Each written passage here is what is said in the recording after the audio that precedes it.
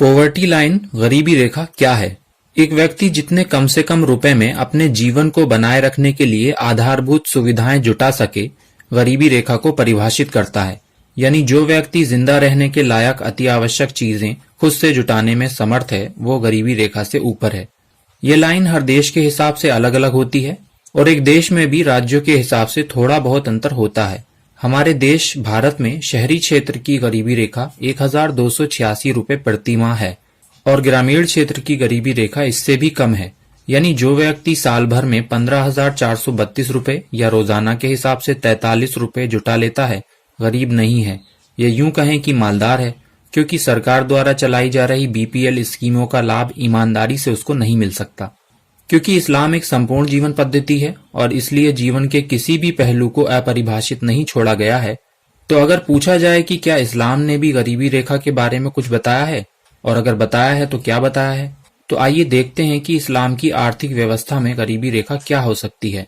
इस्लाम के 5 आधारभूत स्तंभों में से एक है ज़कात, यानी अनिवार्य धनदान, और ये केवल मालदार लोगों पर अनिवार्य यानी फर्ज है।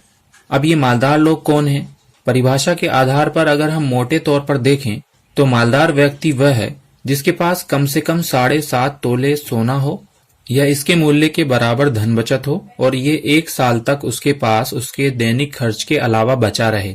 यानी जिसके पास अपनी सेविंग्स के 3,93,600 रुपए या इससे अधिक रुपए ऐसे हों कि 1 साल तक सेविंग अकाउंट में ही पड़े रहें, तो ऐसा व्यक्ति गरीबी रेखा से ऊपर माना जाता है और उसे ज़कात यानी अपनी कुल बचत का 2.5% धन गरीबों के लिए आवश्यक रूप से दान देना होता है।